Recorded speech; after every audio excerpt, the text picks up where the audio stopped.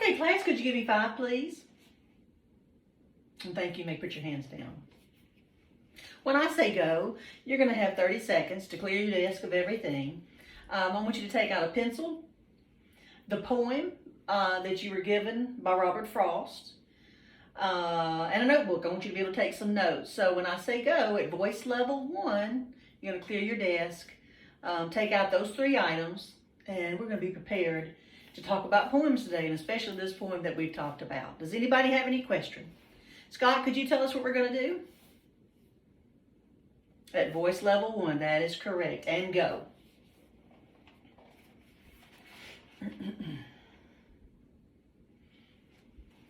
Okay, Casey's fast at work. Anna's quiet. And y'all look like you're all together. Great. Okay, 1, 2, 3, eyes on me. Today we're going to learn about the different parts of a poem, as well as those inner workings of a poem, and try to understand its meaning, some of the words that are used. We're going to look at some of those definitions and then their context and see what they mean and how they change meaning in different ways that they can be used. So if you've got your poem, I want you to look at those words on the paper, right? Printed words on a piece of paper. Now, here's the best part about today's lessons. You're not going to get this next answer that you're going to give to me incorrect. There's no way to miss it, so it's a good thing. So, Todd, tell me, when you look at your poem on your sheet of paper, what do you see? You see words on a page? You do. You're right. See, I told you couldn't be wrong. Tell me more about the way that those words are arranged. What do you notice about that? They are. They're in little clumps, aren't they? Well, those clumps are called stanzas. And in our poem today, you're going to have 4 lines. Those lines are called verses. So you're going to have 4 stanzas made of 4 lines. And you can see in my book how it looks. At the end of every line, it turns back around and comes back to the next line. Those are called line breaks. It's not always a complete sentence, and so that's called a line break. For the fact that our stanzas have 4 lines, and for the fact that our 4 lines are verses that make up those stanzas, there's 4 of those, we call this particular poem a quatrain. It's kind of like quad, quartet, so you get where the meaning for quatrain would come from. What else do we notice about this? Can y'all see anything that sticks out to you about your poem? All right, Amanda, let me give you this one. This is probably the hardest question that's there. But you have all of this white space. And you've got white space in between the stanzas and verses and things like that. What do you think you call that? You don't know? Well, why don't you give it just a shot? It's a lot of white space. What do you think it's called? White space, that's right. That'll be one on the test that nobody misses. But that white area is called white space. So words on a page, they have meaning and they have purpose.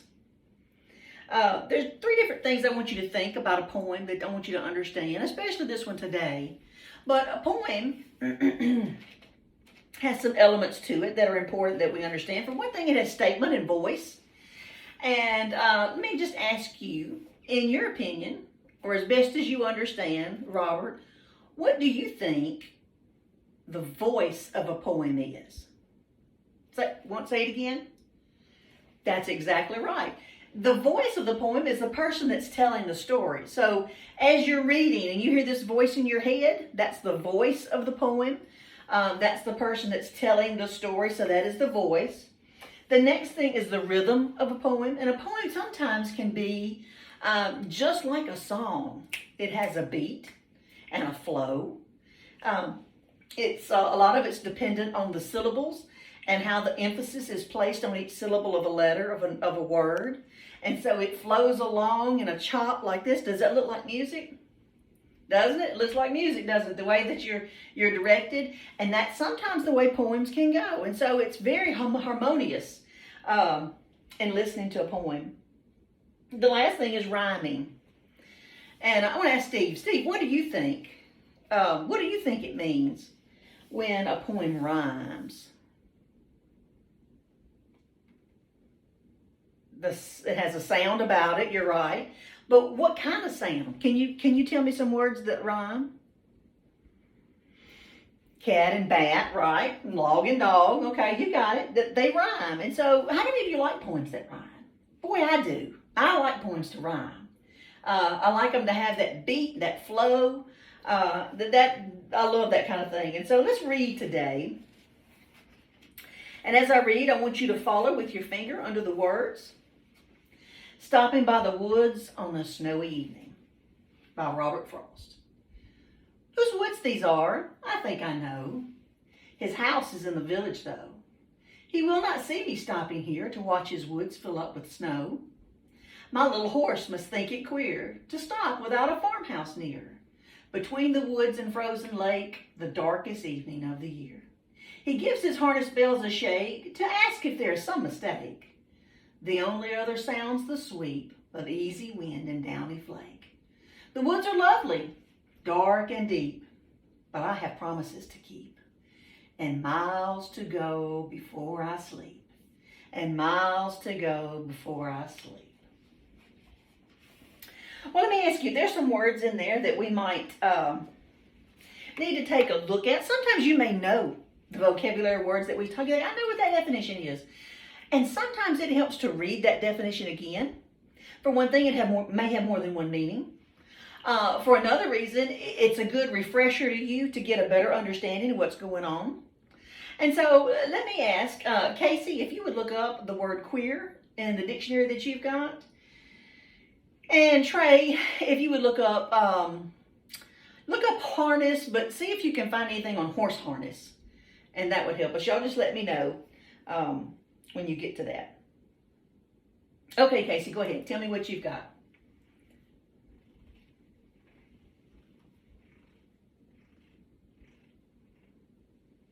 That's right. Queer means strange.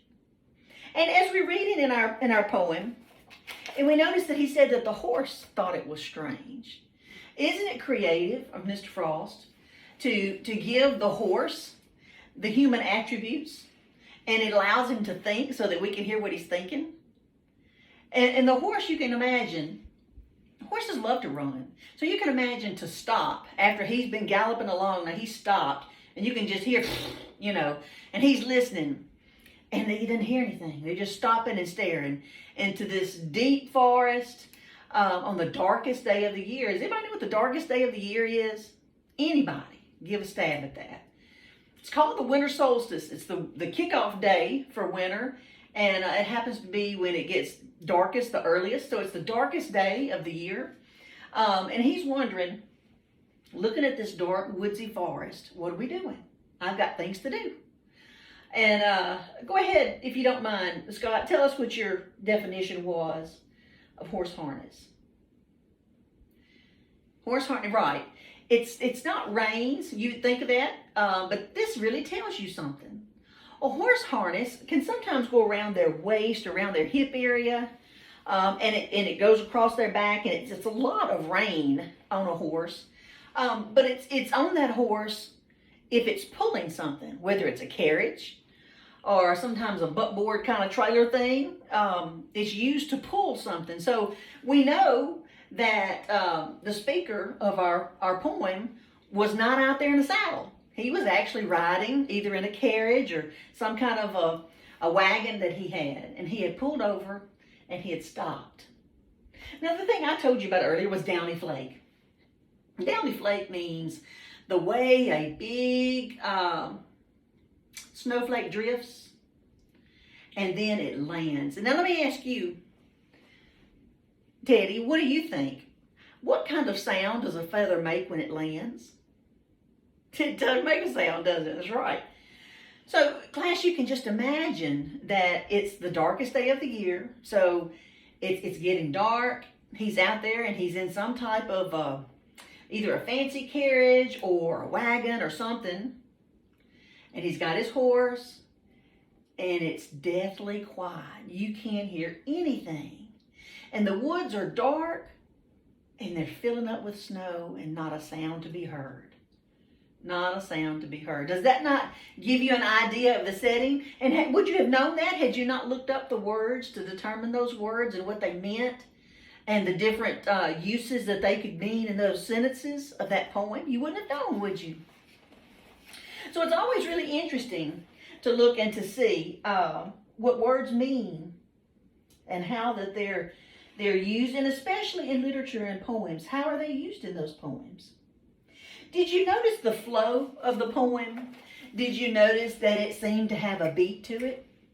Just kind of went along. It rhymed. I thought it was a great mental picture when he was talking about the snow and things like that. But let me ask you, based on what we've seen, on all that you could infer or that you could deduce, Patrick, let me ask you, what do you think it meant when he said, I've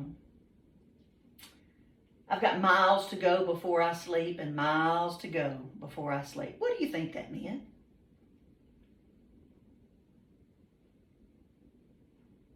That's true. And that was my first thought too. It definitely could mean he's got a long journey ahead of him. And we know it's growing dark, or it's gotten dark. He's got a long way to go before he's going to be able to go to sleep tonight. That's what it sounds like, doesn't it? Some people have gone back and given other thoughts to the poem that may mean there's a long time to go before I die. I've got a lot to accomplish in that length of time. And looking out into those trees, you know, when you look into a forest, you can see only so far. And then it gets dark and you don't know what's beyond. And in a person's life, that's where you are. You can only see so far. And then there's a part that you don't see or know that's out there. It's and to you, it looks like a long way off. And sometimes that is exactly what it might mean. In miles to go before I sleep. Miles to go before I sleep. Think of this. Words can be used to give multiple meanings, just like a piece of art can morph into different perspectives. It's also alive and it's changing. It has rhythm as music. And so the next time we look at poems, we'll look at them a little bit differently.